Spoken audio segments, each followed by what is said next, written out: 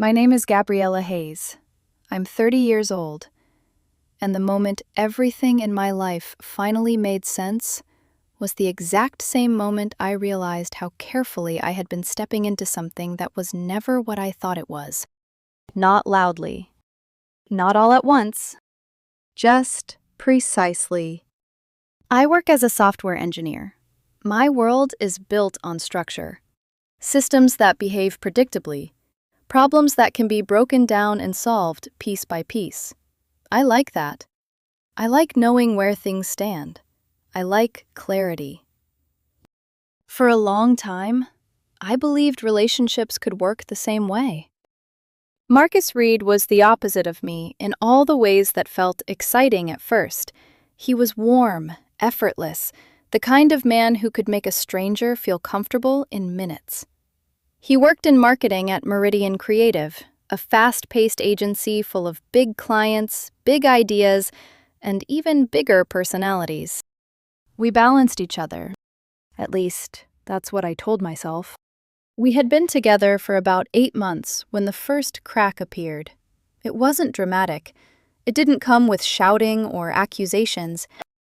It came from a simple comment. We were watching a show where a wife discovers her husband is cheating. The tension was building on screen, the kind that makes your chest tighten without you realizing it. Marcus barely looked up and said casually, "I don't get why people get so worked up about cheating. Everyone strays eventually. It's just human nature." I remember blinking at him, thinking I misheard. "I guess I'm not everyone then," I said lightly. But he didn't laugh. He doubled down. He started talking about how monogamy was a social construct, how one person can't meet all your needs, how humans aren't wired for lifelong exclusivity. He even brought up some study about animals, bonobos, I think, and said it like he was explaining something obvious. What unsettled me wasn't just what he said. It was how certain he sounded. Flat. Confident. Like this wasn't a theory, it was a conclusion he had already accepted. I asked him, "Is that how you feel about us?" He hesitated, just for a second. Then he smiled, softening his tone. "You know what I mean, Gabby. I'm just saying people shouldn't be so judgmental. Love is complicated." I told him commitment mattered to me. He smiled again, but there was something dismissive behind it. "That's sweet. A little idealistic, but sweet." And then he changed the subject. Started talking about work, about how stressful his new project with Grace was. Grace Hale, his boss. A married creative director he seemed to admire a little too much. At the time, I told myself I was overthinking it. But the truth is, something had already shifted. Because once someone shows you how they think about betrayal, you can't unhear it. And Marcus had been working late, a lot. Late-night emails, messages at odd hours, conversations that always seemed to revolve around Grace, how brilliant she was, how visionary, how she really understood Marcus. It was admiration. But it didn't feel normal. It felt closer to something else. I tried to ignore it. I told myself it was my past talking. I had been cheated on before. My ex-boyfriend had an affair that lasted 6 months before I found out. It destroyed me. I went to therapy. I rebuilt myself slowly. Marcus knew that, which made his comments about cheating feel even more personal. Like he was quietly invalidating everything I had gone through.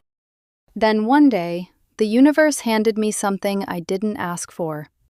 Marcus left his laptop at my apartment. He called around noon, rushed, asking if I could bring it to his office. I told him I'd drop it off after 6. I had deadlines, meetings, a full day. So the laptop sat there, on my table, all day. And I looked at it more times than I want to admit. I knew his password. He used the same one for everything, something I had warned him about more than once. By late afternoon, my thoughts weren't quiet anymore. They were loud. That speech about cheating, looping in my head. Those late-night messages. That tone in his voice when he talked about Grace. So I did something I probably shouldn't have. I opened it. At first, I told myself I was just looking for reassurance. Something boring, normal, proof that I had let my past distort my present. Instead, I found 6 months of emails. 6 months of proof that my instincts had been right all along. It started innocently enough. Work conversations, deadlines, late-night brainstorming. Then it shifted. Personal complaints, stress, frustration. Grace talking about her marriage, how cold it felt, how trapped she was with her husband, Helena. And Marcus, responding with sympathy, understanding, encouragement. Then it crossed a line. You understand me in a way he never has. I feel the same. And then it went further. Hotel plans, conference meetups, carefully timed excuses. And then I saw the message that made everything inside me go still. Grace asked if Marcus felt guilty. Marcus replied, "Why should I feel guilty about being human? Gabriella lives in this fantasy where people can just turn off desire. It's honestly kind of sad." I stared at the screen for a long time, because in that moment, everything clicked. That conversation on the couch, that wasn't philosophy. It was a defense, a justification. He wasn't explaining human nature. He was explaining himself. And suddenly, I wasn't looking at a misunderstanding. I was looking at the truth. I didn't cry. That's the part people always expect, right? The moment where everything shatters and you fall apart with it. But that's not what happened. I just went quiet. Cold almost. Like something inside me had already stepped back and started analyzing instead of reacting. Because once the shock settled, I kept reading. And that's when I realized this wasn't just about Marcus cheating on me. It was bigger than that. So much bigger. The emails between Marcus and Grace didn't stop at their affair.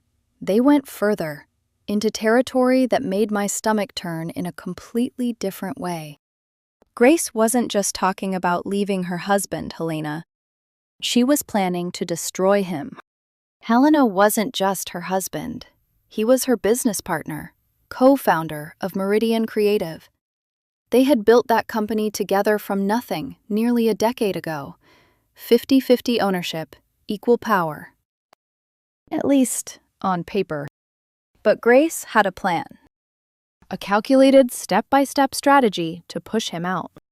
She wrote about restructuring the company, about bringing in new investors who would side with her, about slowly diluting Helena's shares until he lost control, about timing the divorce only after she secured majority ownership. It wasn't emotional. It wasn't impulsive. It was deliberate. And Marcus was part of it, encouraging her, agreeing with her, even fantasizing about what would happen after. There's so much more we could do with the company once he's gone. Imagine building it the way we want. A real power partnership. I felt sick, because this wasn't just betrayal anymore. This was calculated destruction of a man who didn't even know it was coming. I leaned back in my chair, staring at the screen, trying to process how many layers of deception I had just uncovered. My boyfriend had been cheating on me for 6 months with a married woman who was planning to betray her husband and steal her company. And Marcus wasn't just involved. He was invested. Emotionally, Professionally. strategically. I closed the laptop slowly, like I could somehow contain everything inside it if I didn't move too fast. But the truth doesn't stay contained. It just sits there, waiting for you to decide what you're going to do with it. That afternoon, I did something methodical, something that felt almost detached from emotion. I documented everything. Screenshots, email chains, dates, names, conversations. I forwarded the most important ones to a secure folder in my personal account, organized them, labeled them. If this was going to matter, it needed to be clear. By the time 6 o'clock came, I had a full record. Proof. Not suspicion, not interpretation. Proof. When I walked into Marcus's office to return his laptop, he greeted me with that same easy smile that had drawn me in from the beginning. He kissed me on the cheek. "Hey, you're a lifesaver," he said. "I don't know what I'd do without you." I looked at him, really looked at him, and for the first time, I didn't see the man I thought I knew. I saw someone else entirely. Someone who could lie to my face for months and still look comfortable doing it. "I had a busy day," I said simply, handing him the laptop. He didn't notice anything, or maybe he chose not to. Either way, the disconnect was surreal. I didn't confront him. Not that night. Not the next day. Because this wasn't a simple conversation anymore. This wasn't just about me. It was about Helena. I couldn't stop thinking about him. Somewhere out there, he was living his life, running his company, trusting the woman he built everything with, completely unaware that she was planning to take it all from him. And I had the evidence sitting in my inbox. I barely slept that night. My mind kept circling the same question. Do I walk away and protect my own peace? Or do I step into something that isn't mine and warn someone who has no idea what's coming? Because once I did that, there was no going back. No quiet exit. No clean break. Just consequences. A couple of days passed before I made my decision. And when I did, it didn't feel dramatic. It felt inevitable. I found Helena's contact information on the company website, a professional email, publicly listed. I stared at it for a long time before typing. I kept it simple. I told him who I was, that I was in a relationship with Marcus Reed, that I had come across information involving his wife and their business, that I had documented evidence, and that I believed he needed to see it. I didn't attach anything. Not yet. Some conversations deserve to happen face to face. I hit send. And then I waited. Hours passed. Long, quiet hours where I questioned everything. Whether I was doing the right thing. Whether I was about to blow up multiple lives, including my own. Then, finally, a reply. Short. Direct. Tuesday, 5 p.m. Grind coffee on 5th Street. No questions. No emotion. Just a time and place. When I walked into the coffee shop that day, I recognized him immediately. Helena Hale had a presence. Tall, composed, the kind of man who looked like he carried responsibility without letting it show. But up close, there was something else. Fatigue. Like he had been holding things together for a long time. He didn't waste time. "You said you have information about Grace?" he said as soon as I sat down. His voice was calm. Controlled. I nodded. "I'm Gabriella, Marcus's girlfriend." There was a flicker of something in his eyes at that. Not surprise. Recognition. Like pieces were already starting to connect. "I found emails," I continued, between them. His expression didn't change. "Show me." So I did.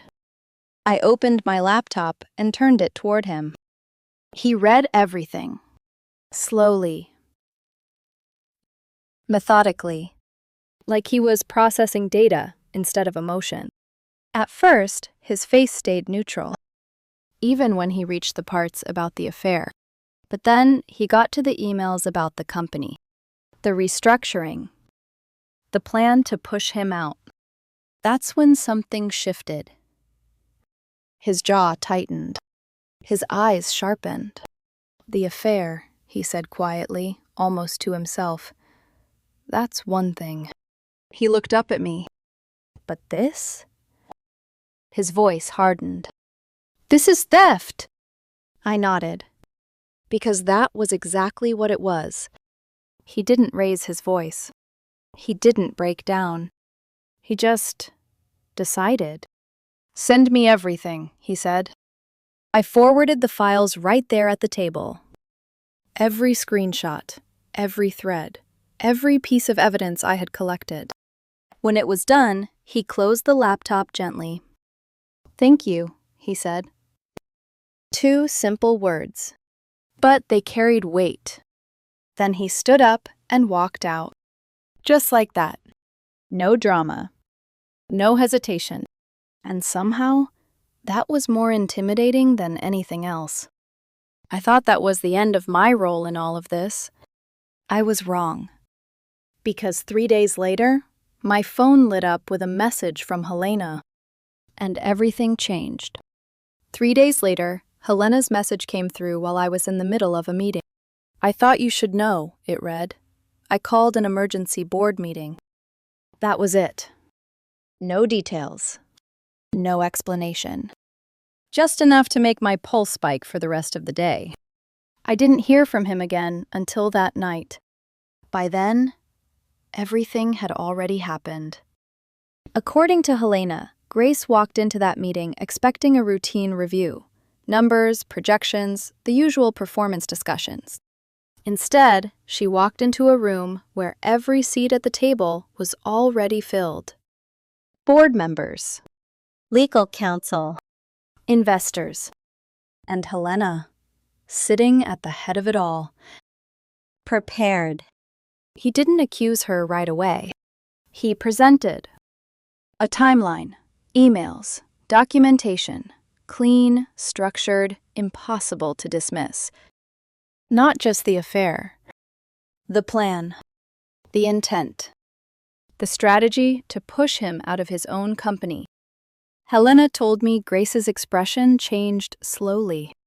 First, confusion, then disbelief, then panic. She denied everything at first, said the emails were taken out of context, said it was all hypothetical, misunderstood. Then she tried to minimize it. Then she tried to shift blame. But Helena had already thought 10 steps ahead. Lawyers spoke. Documents were reviewed. And by the end of that meeting, Grace wasn't in control anymore. She was suspended that same day. pending investigation, By the next morning, she was fired. Not quietly, not gently. Terminated for misconduct, breach of fiduciary duty, and actions that put the company at risk. Helena didn't stop there. He made a statement. professional, precise, devastating, He didn't name her directly, but he didn't have to. In their industry, people knew. They connected the dots. And once that happened, it spread. Fast. Reputation, I realized, is fragile when it's built on perception instead of character. That night, around 2 a.m, my phone rang. Marcus. I stared at the screen for a long moment before answering. He sounded broken, panicked. I don't know what's happening, he said, his voice shaking. Everything just collapsed. Helena, he turned everyone against Grace. The board, the investors. Gabby, they're saying things that aren't even true. I stayed silent, listening. because somehow he still didn't know. He kept talking, saying someone must have sabotaged them, that it didn't make sense, that it wasn't fair. And then he said something that made my chest tighten. I just need you right now. Like I was still his safe place. Like I was still the person he hadn't betrayed for 6 months. It took everything in me not to react. So I didn't. I let him talk. Let him unravel. And then I ended the call quietly. The next morning, Helena texted me again. I told him, he wrote, where the evidence came from. That's when everything shifted. The call started immediately. First, apologies. Crying, begging, desperate attempts to explain. Gabriella, please, I made a mistake. I was confused. Grace, she influenced me. Then, anger. How could you do this to me? Do you have any idea what you've destroyed? And finally, something colder. You didn't have to go that far. That was the moment I answered. Marcus, I said, my voice steady in a way that surprised even me. You went that far. I just told the truth. He went quiet for a second. Then he tried again. It didn't mean anything, he said quickly. It was just physical. It wasn't real. It was real enough for 6 months, I replied. Silence. And it was real enough for Helena, I added. And his company. He exhaled sharply, frustrated. You're being vindictive. I almost laughed. But there was nothing funny about it. You said cheating was human nature, I said calmly. This is mine. I protect people who deserve protecting. He didn't have a response to that. Not a real one. So I ended the call. And then I blocked him. Not out of anger. Out of clarity. I won't pretend it didn't hurt. It did. Not because I missed what we actually had, but because I missed what I thought we had. The version of him that never really existed. And every time I felt myself softening, I remembered that night on the couch. The way he talked about betrayal like it was inevitable. He wasn't questioning it. He was preparing for it. The fallout didn't take long. Grace's reputation collapsed almost overnight. In their world, trust is everything, and once it's gone, it doesn't come back. Clients distanced themselves. Opportunities disappeared. Last I heard, she left the industry entirely. Marcus didn't fare much better. Helena made sure the board understood the full scope of his involvement.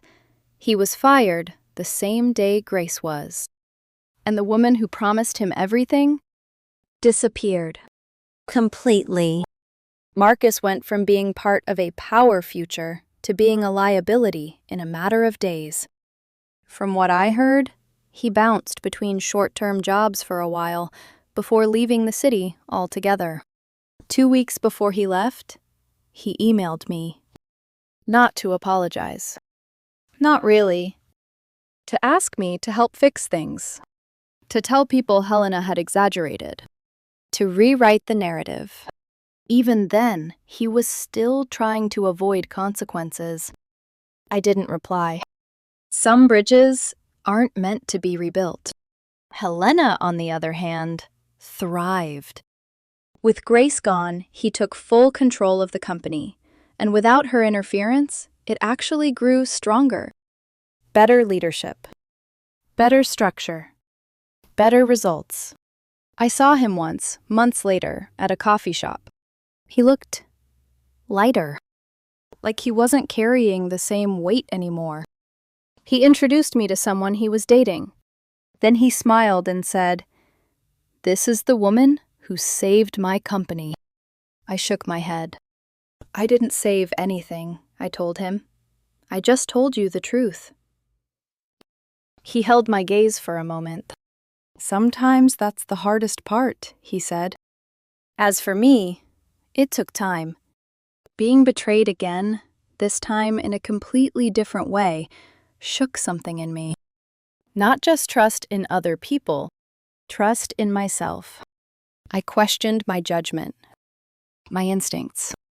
But eventually, I found my way back. Therapy helped. Time helped. And slowly, I started to understand something important. Being lied to doesn't make you foolish. It means someone else made a choice. About 3 months ago, I met someone new. His name is Daniel Carter. And on one of our first real conversations, he said something simple. If you want something else, you leave. You don't lie. No speeches. No justifications. Just clarity. And it hit me, harder than anything Marcus had ever said. Because healthy people don't explain betrayal. They avoid it. Daniel and I are moving in together next month. It's quiet. Steady. Honest. In the best way. Marcus tried to add me on social media a while back. I declined. Some stories don't need revisiting. They just need to be understood. If there's anything I've learned, it's this. When someone normalizes betrayal, pay attention. They're not always speaking hypothetically. Sometimes they're confessing in advance. And when the truth shows up, no matter how uncomfortable, it gives you a choice. Walk away quietly. Or stand up for something bigger than yourself. I made my choice. What would you have done?